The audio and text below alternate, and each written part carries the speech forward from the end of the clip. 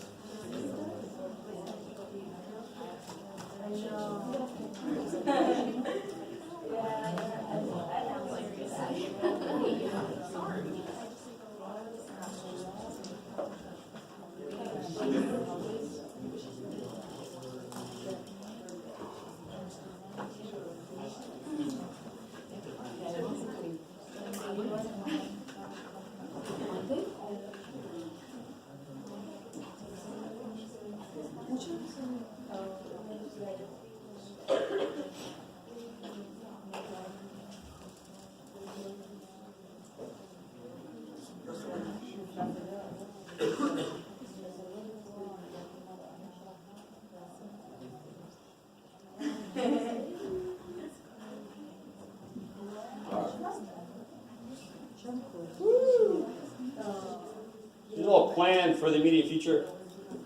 So the lab this morning already started working on this handout. So it's going to be 12-1, 12-2. Got a little group worksheet. Quiz Monday and Tuesday next week on that. So that's going to be the composition, inverse, and exponential stuff. 12-1, 12-2. Then a handout on logarithms, this Thursday and then Monday. And then a quiz next Wednesday and Thursday. I don't know if you guys have noticed, the due date in my math lab should have given this away. The test was originally scheduled for 5/10. May 10th is now moved to May 15th. Jesus.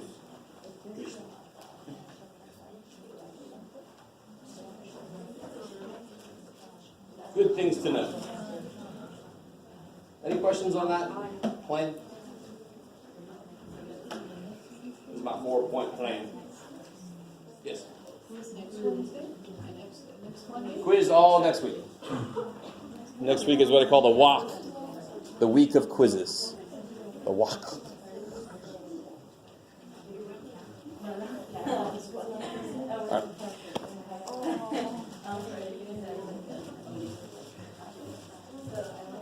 So for you, the most important thing is quiz Monday, Tuesday, quiz Wednesday, Thursday. This other stuff, just come to lab and it'll happen. You don't have to remember that. Just come to lab, it'll happen. Come to lab, by the way. You guys are coming to class because you're here right now. And like I told you guys, there's still 95 people enrolled in this class. So it's interesting. Huh? I think I started with 108. So I lost 13. No, it isn't. The withdrawal rate for the math department this semester is almost 21%, which is a lot.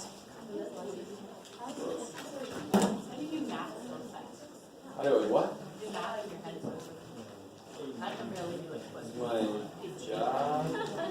You should turn around and say, if you couldn't do that shit, I'm out of here. Crazy little stuff. I'm out. All right, so yesterday we worked on this, got to the point where we call this an asymptote. Pictures so it can't retaliate. Asymptote. I don't know if you guys ever seen that shirt I wear sometimes that says, "You shall not pass," Gandalf. That's an asymptote this way. Kind of comes up. I always think about, it's a trap. The shield is still up. They have to pull up. No? All right. So asymptote is where you get really, really close, but you never get there. Okay. So what I want to to do today is build on what we did yesterday with this, the fundamental picture. And to be really, really honest, I personally only use these 3 points. Because now we know what the shape is for sure. The better you know the shape of a function, the less points you need. You just need some points and then you can fill it in. If I only did these 2 points and I didn't know what it looked like, I might make a line, and I'd be completely wrong. But we know what the shape is, so we don't need as many points. Okay, so here's the next level of this. Kind of hinted at this the other day. So the one way to do this is to make a whole other list of values. But don't we already know what 2 to the x is going to do? We already graphed that. We graphed that on the previous page. You guys with me? Yeah. I mean, we know precisely what it's going to do. So those are the outputs. Y equals 2 to the x. For any value of x, y is 2 to the x. That's the output. So what is this going to do to the outputs now when I do this? All the outputs are going to be 2 bigger. So visually, what's that going to do? Lift my whole graph up 2. That's it. So what do we know from the previous page? Here's how we do this. Graph what I call the base function, y equals 2 to the x, using a dotted line. Stay with me now. If I graph y equals 2 to the x, that is not the answer, because the question is 2 to the x plus 2, right? So what I do is I graph it, but I use a dotted line. Stay with me. So for 0, 2 to the 0 is 1. 2 to the first is 2. 2 squared is 4. 2 to the negative 1 is 1/2. We did all that on the previous page. So here's what the non-shifted function looks like.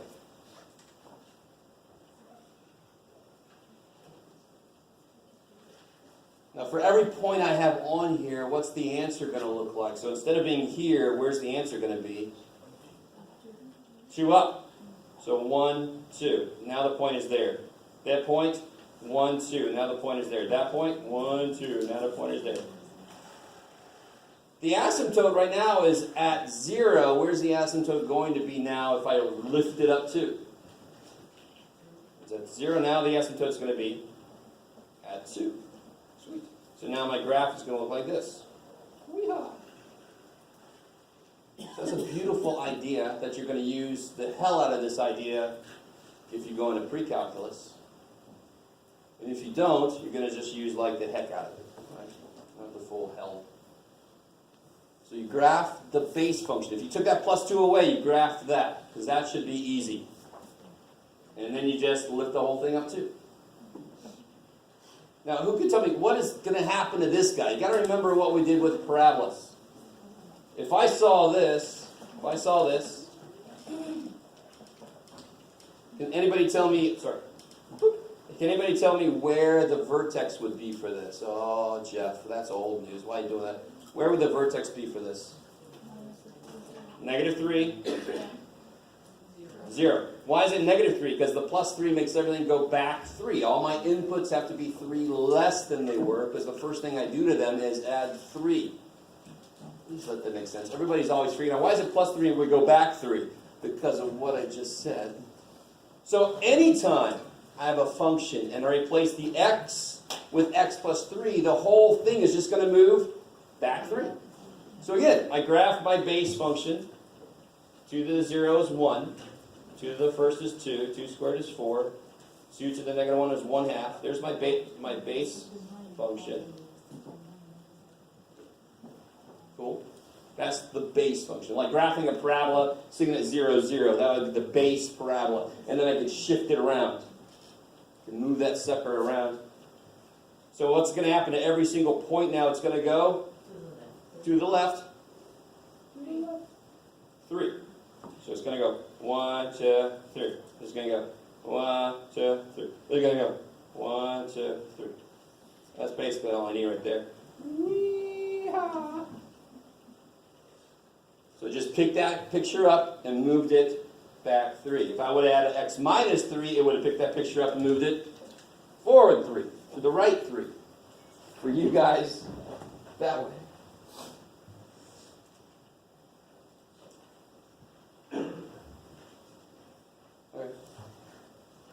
What's the domain of this answer? What's the domain? What x's am I allowed to use? Does it stop somewhere, or does it keep going forever? So I can use all these x's, and does this stop, or does it keep going forever? So I can use all x's. Yeah, I love it. What's the range, though, of the end answer? What's the range? Where does it start? At 2 almost. Why do I put a parenthesis on here? Because there's an asymptote at 2. It never gets to 2. So I can't use 2. But it does start almost at 2 and goes up to infinity. Whoa, you guys should probably tell me something. I'm zoomed way the hell. What about this guy? What's the domain? It's always going to be negative infinity to infinity, unless I do something really, really weird to it. And what's the range? Where's it start? 0, because I didn't move it up or down, so it starts at 0. That's where it normally starts. And of course it goes to infinity. I like it.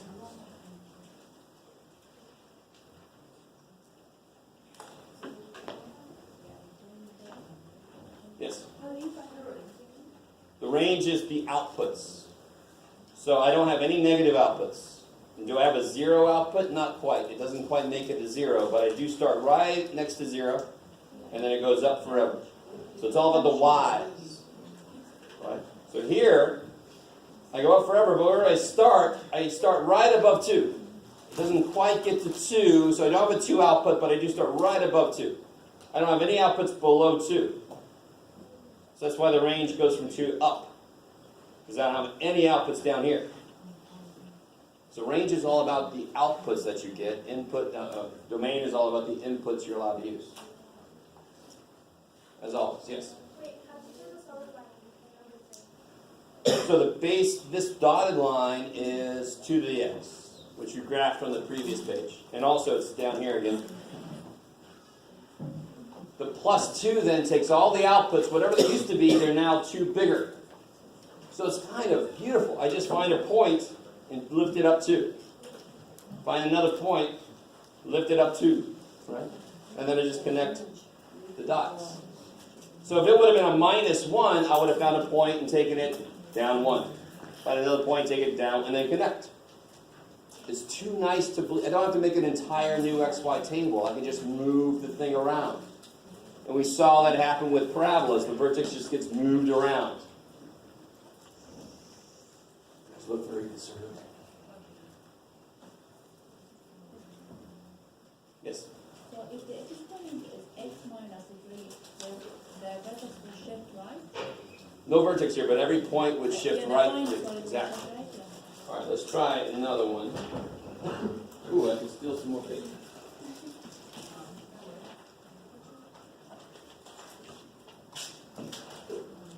Poor person. There's my notebook. Oh, where's all my paper?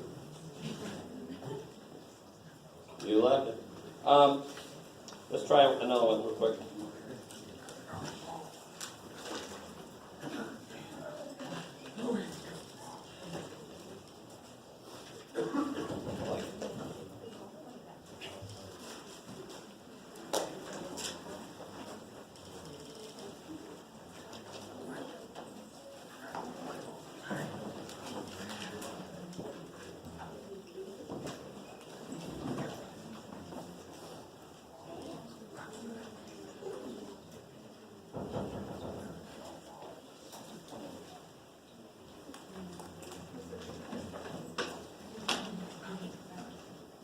So what would the base function be? You just take out the shift.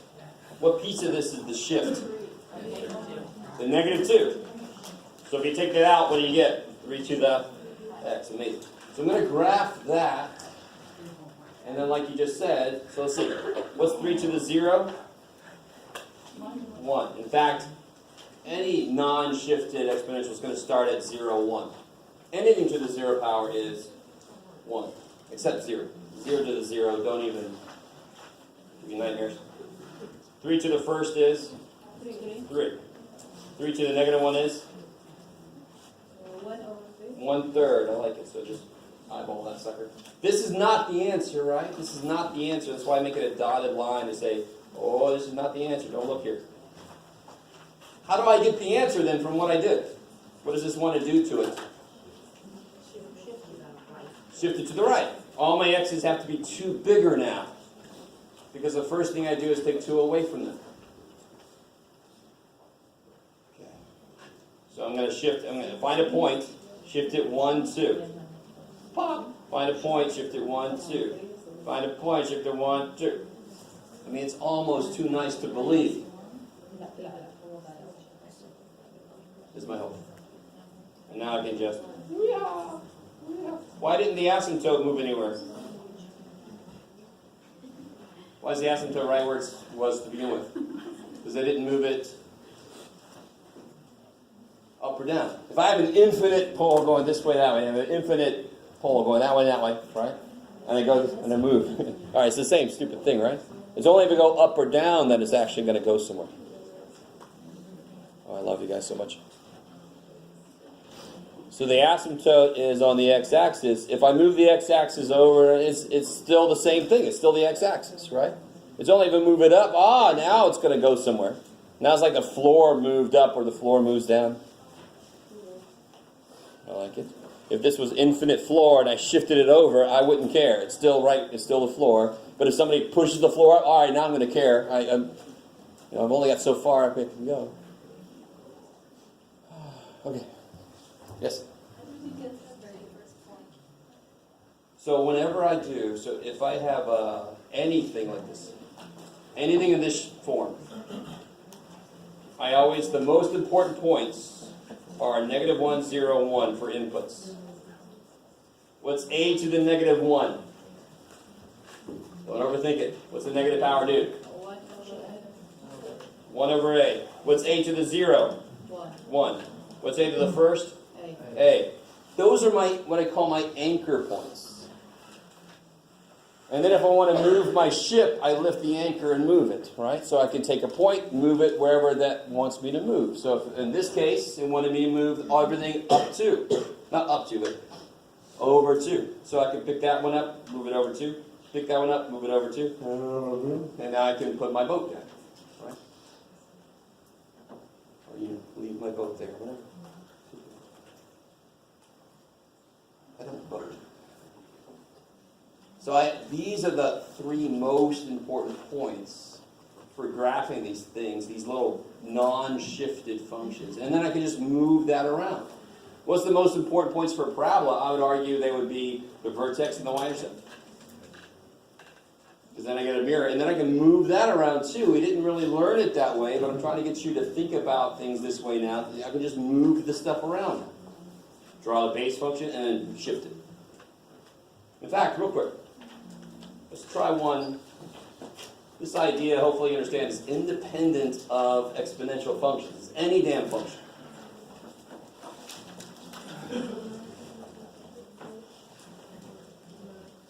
So if I have this,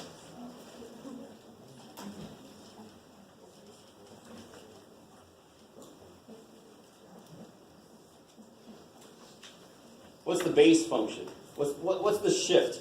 What piece of this is the shift? -2. So what's the base function? Just rewrite it without the shift. X squared. That's the base. What does that look like? 0 squared is 0. 1 squared is 1. -1 squared is 1. So here's the base function. What does this want me to do to every point? Move it right 2.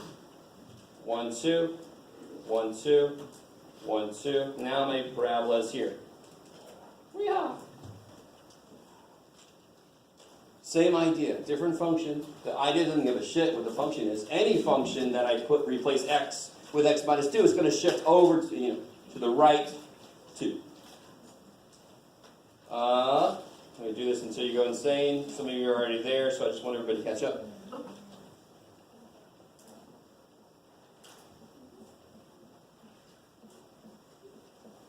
So here, the base function is square root of x. Is that cool? So square root of 0 is 0, square root of 1 is 1, square root of 4 is 2, So here's the base function. What's this want me to do? Move it over, move it to the right? 2. So 1, 2, 1, 2, 1, 2. So it's going to be here.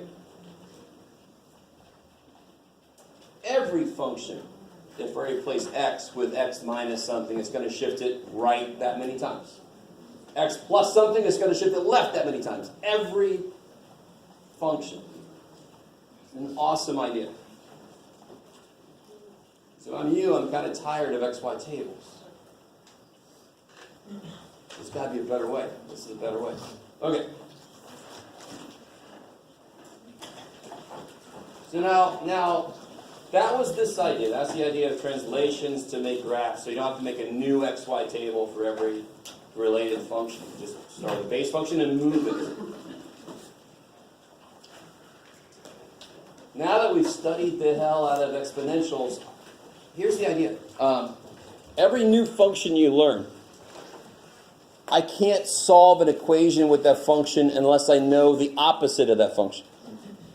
So when we learn division, or when we learn multiplication, if I have an equation 7x equals 14, I cannot solve that unless I know division. Right? So we just learned a new function. We learned the a to the x function, the exponential function. I have to learn its opposite, or else I can never solve equations with it in there. Some of you guys are like, I'm cool with not having that ability, but then you won't pass the class. It sucks. I'm trying to help you. So let's first, before we even know what the hell the function is, we're going to graph what it looks like. We're able to do that because I know how inverse function graphs work. Well, hopefully you do, because I want you to do this. Here's a graph of 2 to the x, drawn with a computer, so it looks all nice and beautiful. Can you graph the inverse on this graph?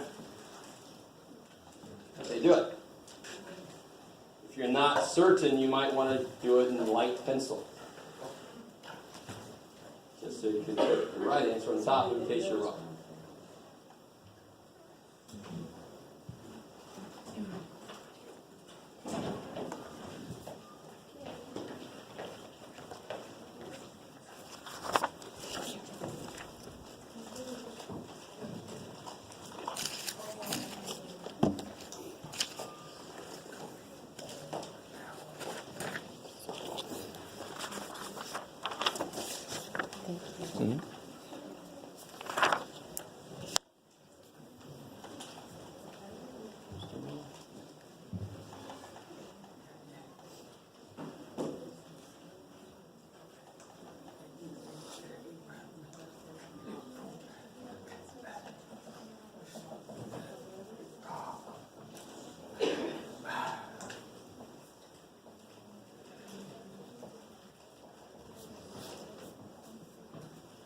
Why did I skip 1, 2? That's weird.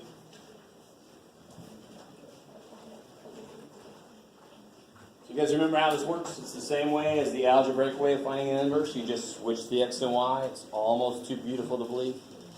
Such a simple idea. The output of one becomes the input of the other, because that's the fundamental idea of inverse. So this one goes through the point -1, 1/2. So this one's going to go through the point Half. 1/2, -1. You just take that and turn around. Take that and turn around. Take that and turn around. And then turn around. All right. Just turn them around. Switch the x and y. Well, what if it's an algebraic function? They want me to switch the x and y. I mean, it's beautiful. How's that so far? I mean, that's just making a table of points that I can now graph.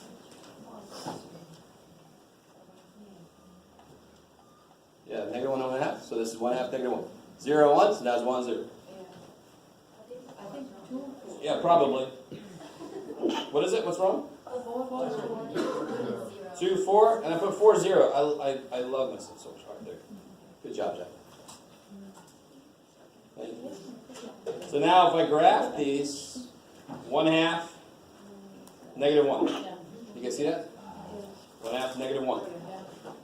1, 0. 2, 1. 4, 2.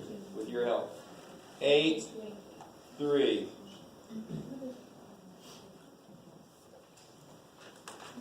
So this keeps going this way. And look here, look what happens. There's an asymptote here, x equals 0. So now the asymptote, y equals 0. Now the asymptote is at x equals 0 on the y-axis because the x and y flip. So now there's an asymptote here. This is what the inverse function looks like. The mirror image, remember, around this line. That's the mirror.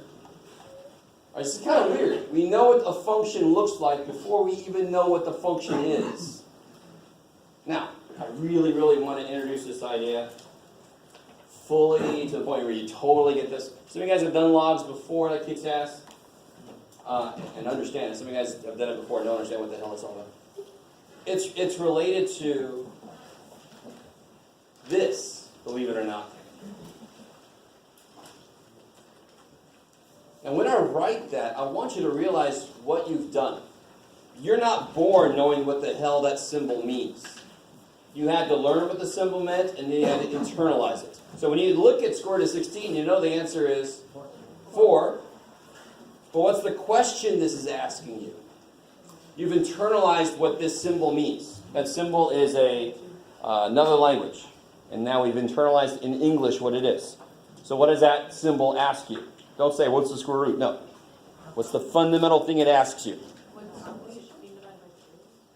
What, huh? 16 divided by 2 is 8, so I can't be... What does it take 2 of to multiply to be 16? So if it was a cube root, what does it take 3 of to multiply to be whatever, right? So we know, and you have your own version of that sentence. Not explicitly in your head, but you've actually got it there. So you know what to do when you see those symbols. You have to translate. So what I want, and where does this come from? This kind of, let me see another one. So the cube root of 8 is 2 because 2 cubed is 8. So do you see how, if I made a function so that it was x cubed equals 8, and we don't have a cube root symbol, this is not satisfactory. I'd rather be able to attack something instead of write kind of like backwards. Figure out what x is if x cubed is... No, I want to have a single thing to kind of work. I want to be able to solve this equation. So that's why we came up with the cube root symbol. It means what this asks. Stay with me. So we need to develop an inverse for this. You write like this. So for example, if I said 2 to the x equals 16, what's x? 4. And what is the question that this is really asking you? This is interesting. This question is asking you, how many 2's multiply to be 16? You guys see that? Or, what's the power that 2 needs to become 16? It's the same thing. Okay, and this is asking you, what does it take 3 of to make 8? And what does this ask you? What does it take 3 of to make 8? We just want to make a single symbol that represents that idea. Why do we use this symbol? That's a whole interesting history about that. Didn't have to be this. It could have been a little box around 8 with a 3 over here. That could have been the symbol. It totally could have. No alien said, use this or we'll destroy you. And we're like, well, okay, we'll use this. No, we made it up ourselves. We passed around what it meant. And there you go. Just like different languages have different letters. Same idea, right? There's nothing special about our letters. This is what we happen to make up. So I want to be able to write this question with a single symbol. Unfortunately, the symbol that they chose is a little weird. Because it looks like a little word. It looks like more than one symbol. But the symbol they chose is this. That means the same thing as this. The same way that that means the same thing as this.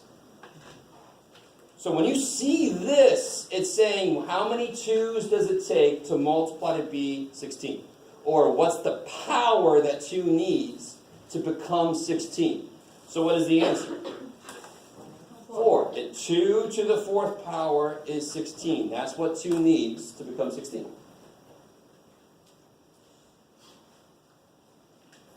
So it's really, so this is related to what's 2 to the 4th? Well, it's 16. 4 2s make 16, right? So this is asking you, well, how many 2s does it take to make 16? Well, it's 4. It's undoing what was done. It's thinking backwards about exponentials. So if I saw log base 3 of, before I even put the of, what is it asking me?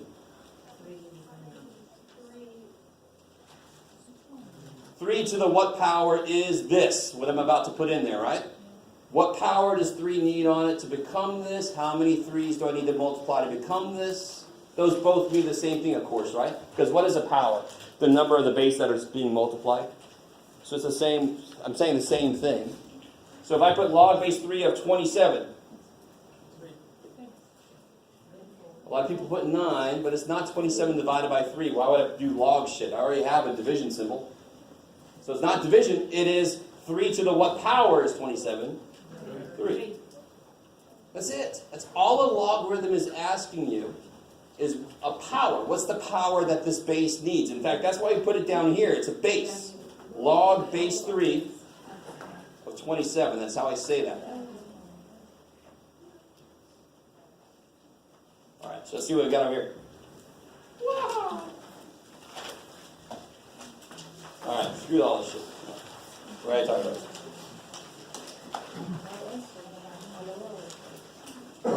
You can read through this if you want to. I kind of left that in there. So when you see log base 9 of something, that is 9 to what power gives me that thing? So what do I put on the 9 to make it become 81? What power? 2. Or how many 9s does it take to multiply to be 81? 2. Either way, you get the right answer. You guys keep going.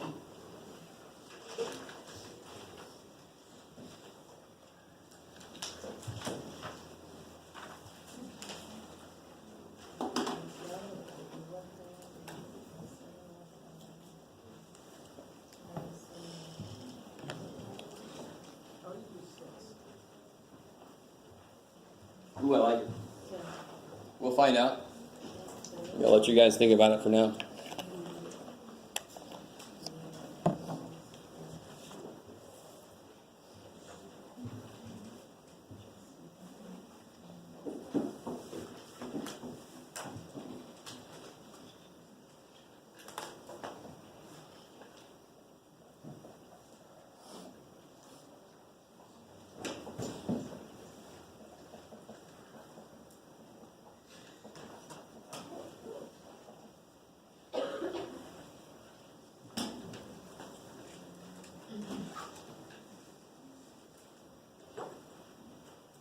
So what do you get in number 2? Because it gets a little freaky quickly over here.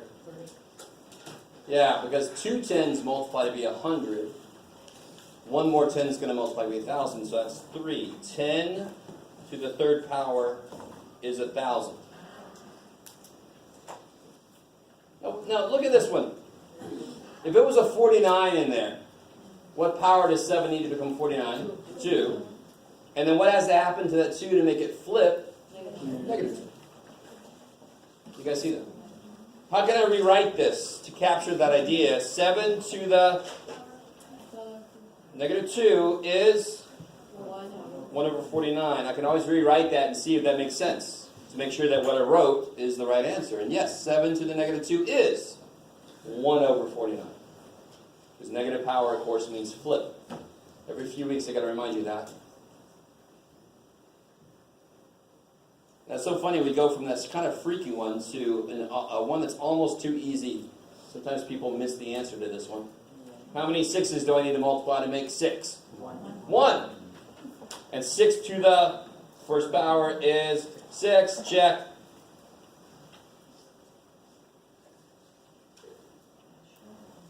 Alright, keep going. I don't want to keep going yourselves. I want to let you do 5 and then look at 6 and just see if you guys can get 6.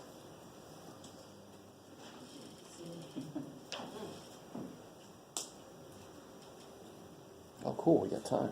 I love it.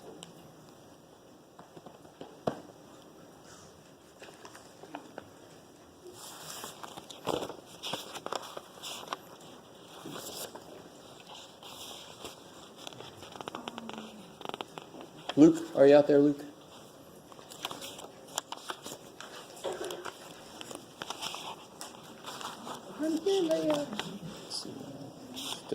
Stephanie, did you show up? Xavier? Fernanda?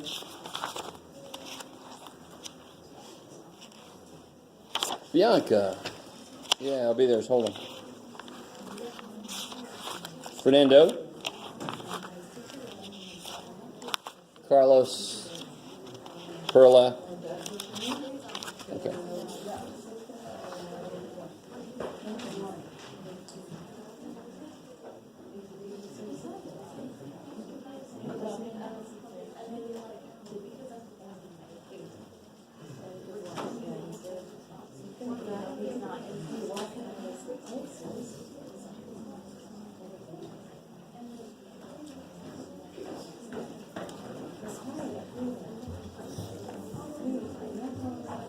Hey guys, what's number 5? 0, because 5 to the 0 is 1. In fact, log base b of 1 will always be 0, because b, anything to 0 is 1.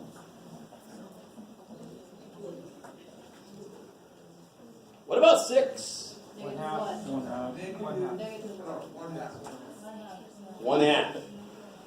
What do I have to do to 36 to make it become 6? I got to take the square root. So I got to raise it to a 1/2 power. Notice how if the thing on the inside is a fraction, is less than 1, the answer is negative. If the thing on the inside is less than the base but more than 1, it's a root. A root will take it and cut it down to size. Talk about them more in a minute. Number 7 looks like it's going to be hard, but it's the easiest one on here. And here's another way to look at this. How did we develop a logarithm? How did we come up with it? We started with an exponential function, and we found the inverse. Are you guys with me? And we gave it a weird-ass symbol, but oh well. So they are inverses of each other. So log base 11 of something is the inverse of 11 to the something. They are inverses. So what would they do to each other? Kill each other. Die. So the answer is 5. I mean, that's the same thing as a cube root and a cube killing each other. Exact same thing. We saw one like this already. Yeah. So what I do when I have a fraction is I say, okay, 3 cubed would be that, so 3 to the negative 3 would flip to be that. And what about this guy? Undefined. Good. In fact, we know that 3 to the x never crosses the x-axis. It never gets to 0, so there's undefined. Yes? Oh, at first I thought you were writing uncle. The first part looks like uncle. Oh, I see. I see. No, I'm not saying uncle. I can take it. Okay. You're still smoking.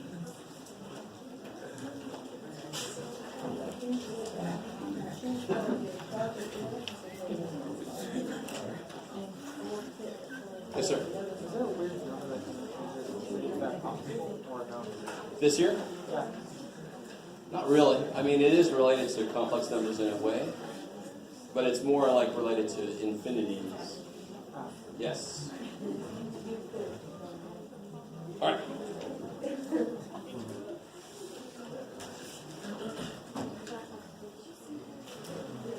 So last little thing, guys.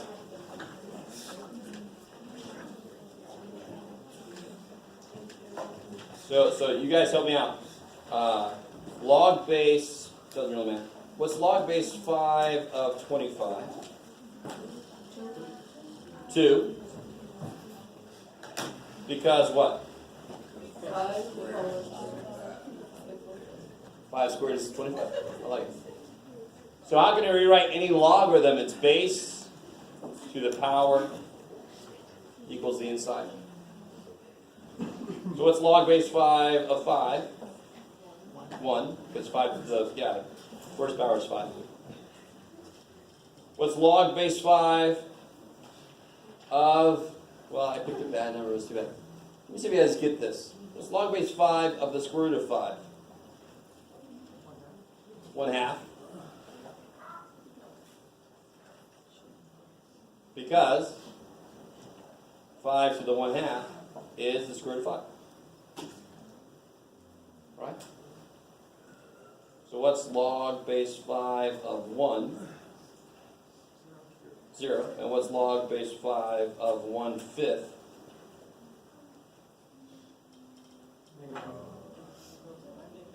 -1. 5 to the -1 would be 1/5. Do you see how if it's above 1 but less than the base, it's going to be a fraction. It's going to be some kind of root. Because if it's 1, it's 0. So if it's less than 1, it's going to be some kind of negative number because it's got to flip that sucker to make it become less than 1. Okay. So help me out here. This is related to what we just did. Oh, I got plenty of time. Why not? I love this shit.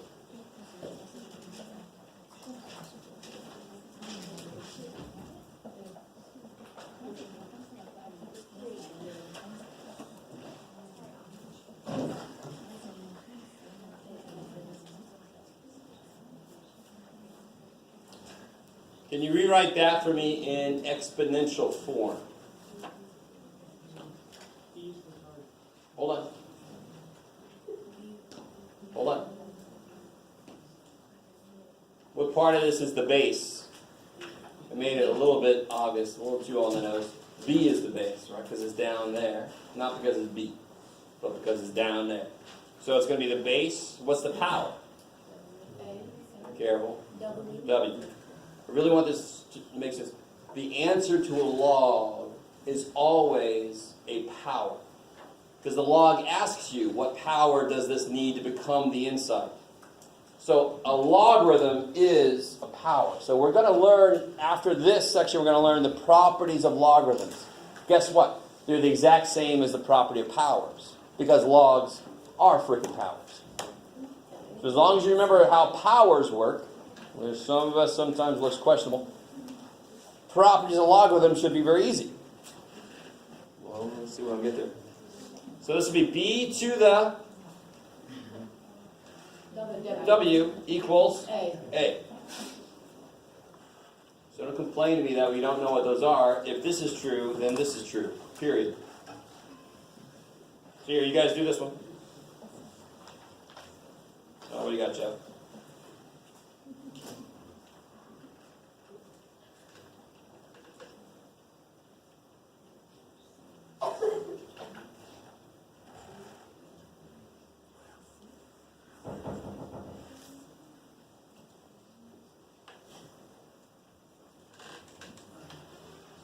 So what do you get when you rewrite it? 7 squared is c. Do you see how we solve for c there? So that's a way to solve. If my variable's on the inside, this is a way to solve. Just rewriting it solves it. That's kind of cool.